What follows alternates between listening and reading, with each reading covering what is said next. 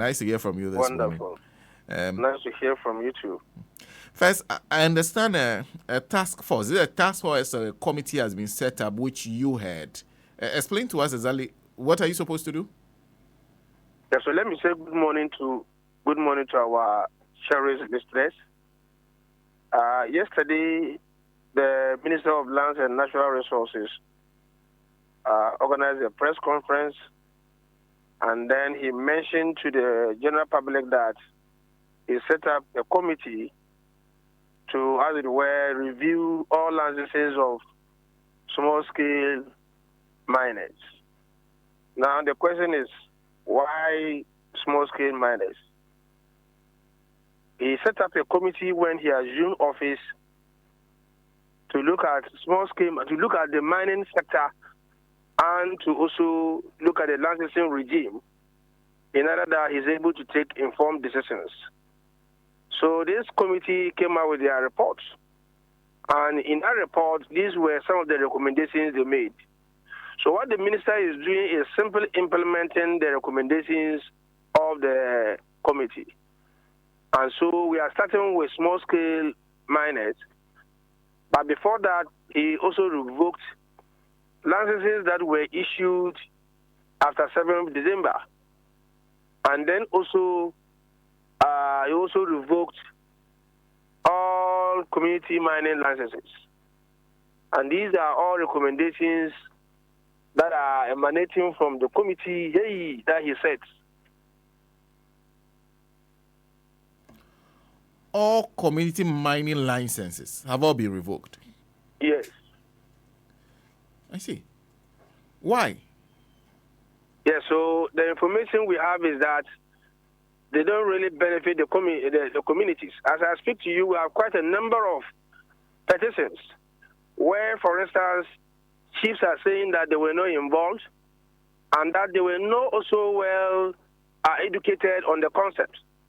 So you have one person or two, three people are using their names to register a company in the name of a community, and then they are given a license, then they go to do their mining without recourse to the damage that they are causing to the environment and the fact that the community don't even benefit from the activities of the mining.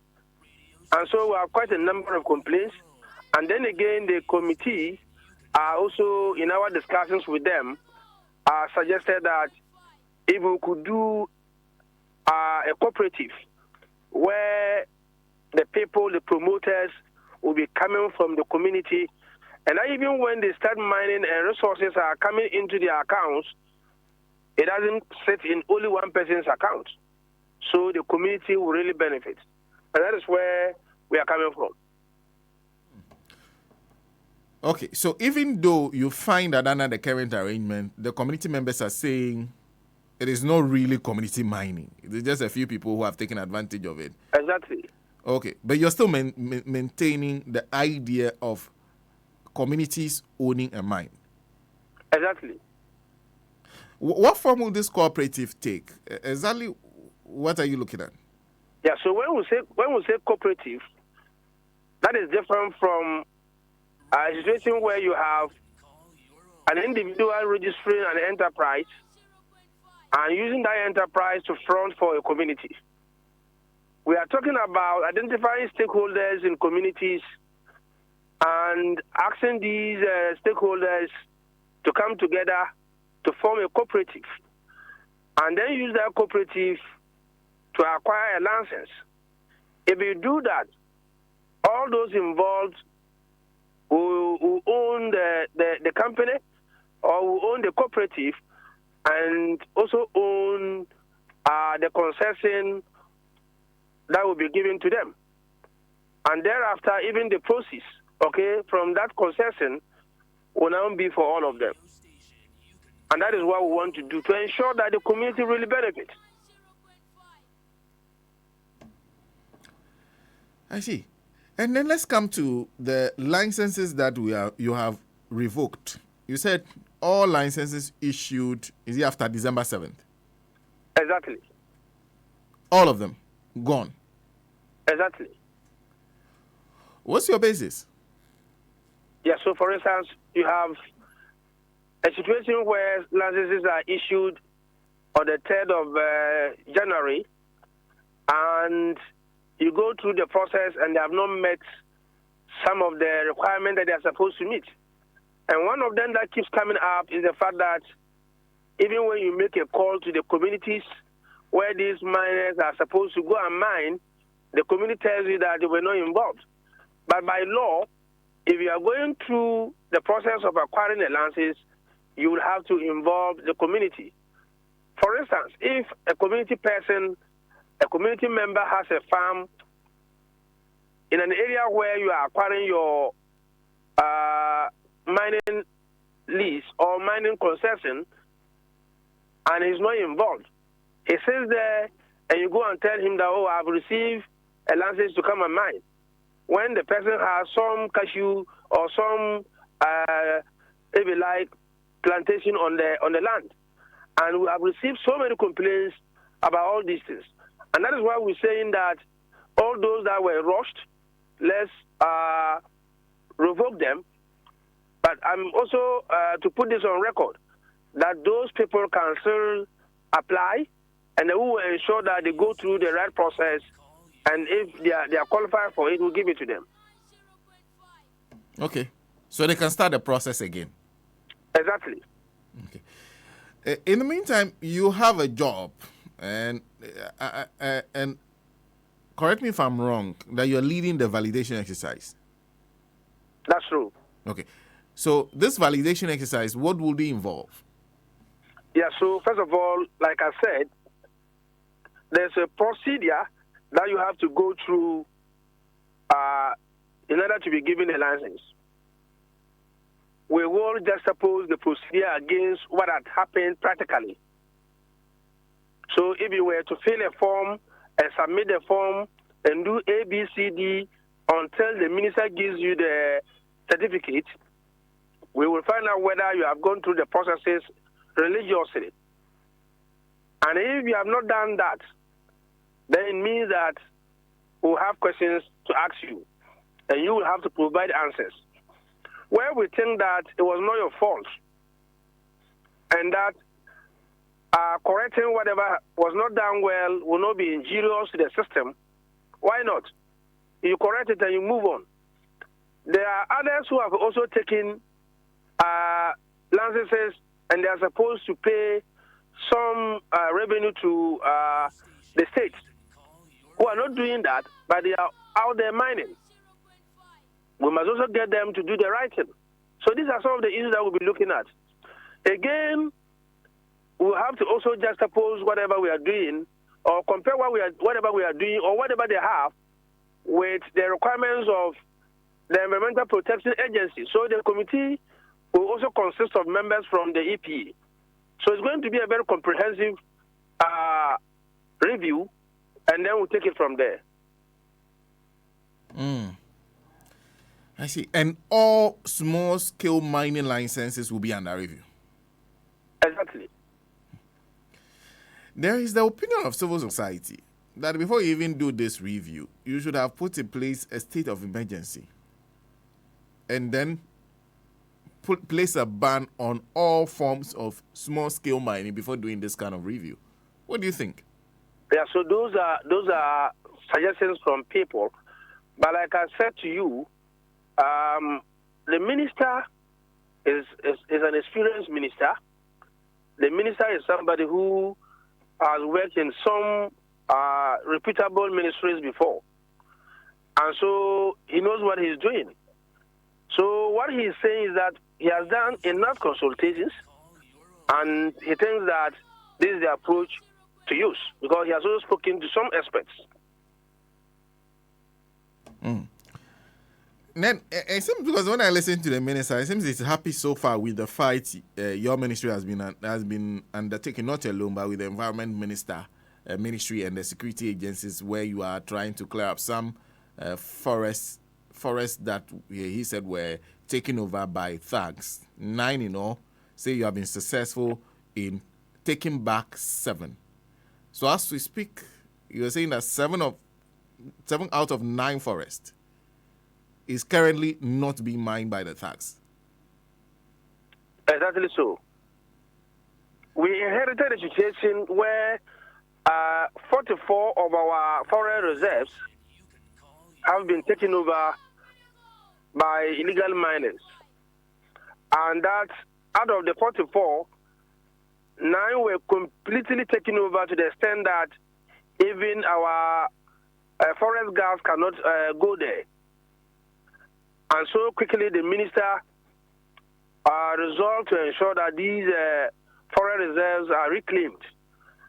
And within this short period, he's been able to reclaim 7. I think we should applaud him. And plans are also far advanced to retrieve the 2. Okay? And then we are also putting an eye on the rest of the 44 to ensure that people don't get into them. So, as we speak, out of the 44, only 2 are still being occupied. Exactly. How are you ensuring that they are not still open to people walking in there and starting again? Yeah, so there's going to be a very comprehensive approach in addressing this issue. And that will require some interministerial collaboration. For instance, our candid opinion is that all excavators that are imported into this country must be given some tracking devices, so that if we get all of them with these devices, then we can now also geofence our forest reserve and water bodies that are being encroached upon or that are being destroyed. When we do that, anybody taking any excavator beyond the geofence area will get an alert immediately, and then we can quickly get rid of them. So going forward, this is what we want to do. And the minister is working hard to bring on board his colleagues, ministers, and other relevant agencies to implement this recommendation.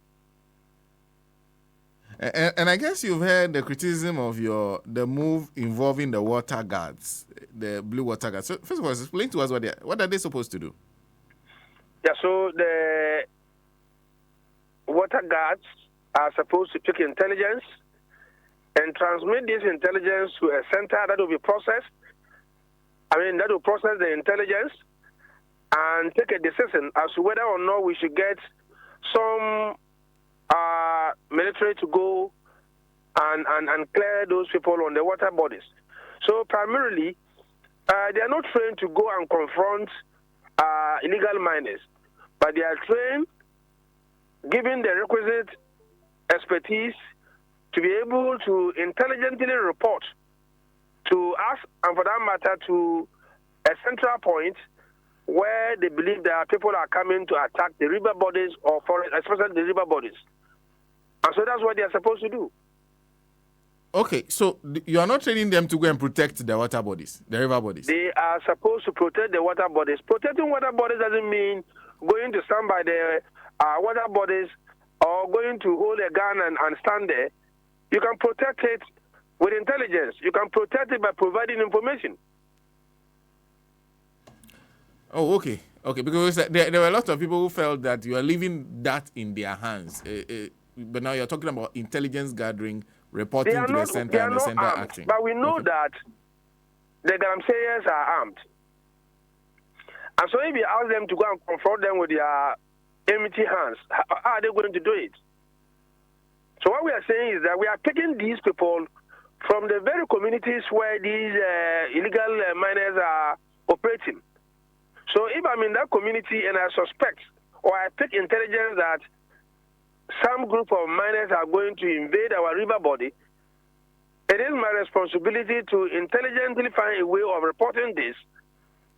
And even their presence alone, if people get to know that in this community, if I come to do illegal mining, there's somebody officially supposed to be looking at that area and that is likely to report me, it will reduce the occurrence of people trying to invade or destroy our water bodies. Back to your work, the committee you chair. How long do you have to finish your work? We are given 2 months. 2 months, within which to finish the validation exercise. Exactly. And secondly, I realize that these forests so these forests are actually in communities. So people usually want to know which forest you're talking about so they can monitor and report to you. Do you have the names of these forests of it?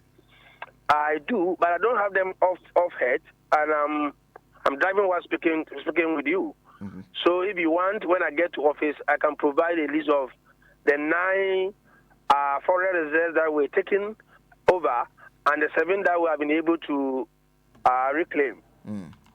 Well, let me conclude with you by asking you, because there are those who say you also struggle with a new fight because your members have allegedly, members of the NDC, have allegedly taken over the illegal mining concept, like they've taken over from the New Patriotic Party people. So they are the ones now leading it because, okay, there's been a change of government. It is our time. It is our time to mine now. Have you heard those suggestions? Is it true from your checks on the ground? We don't behave like we are ostriches. We have heard these issues. We are yet to get evidence. But we have resolved. The president is clear that he's not going to tolerate any illegal mining, especially in our forest reserves and water bodies. And this is the president speaking. So if indeed you are a member of the NDC, a member of this government, and you love this nation, and you love your party, and you love the president is speaking to you, and the president is saying that he will not behave like others, and that he's going to show leadership, and that none of his political or party people should be involved in illegal mining. The truth of the matter is that they are human beings, and they will behave rationally. So if the previous administration had discriminated against them to the extent that they were chased away from whatever businesses that were doing in terms of mining, and today their party is in government, obviously they also want to get back and take their pound of flesh. But fortunately for us as a nation, we have a leader who is saying that as soon as possible, reorganize the sector, let people who are interested in mining do their mining, and they should do it responsibly. Whether you are NDC, you are NPP, if there's a need for us to give you a license to do your business, we'll give it to you to go and do it. So that we don't have a situation where some are denied because they belong to Party A or Party B, and then when there's a change of government, they think that they have a right to now claim whatever that they had lost.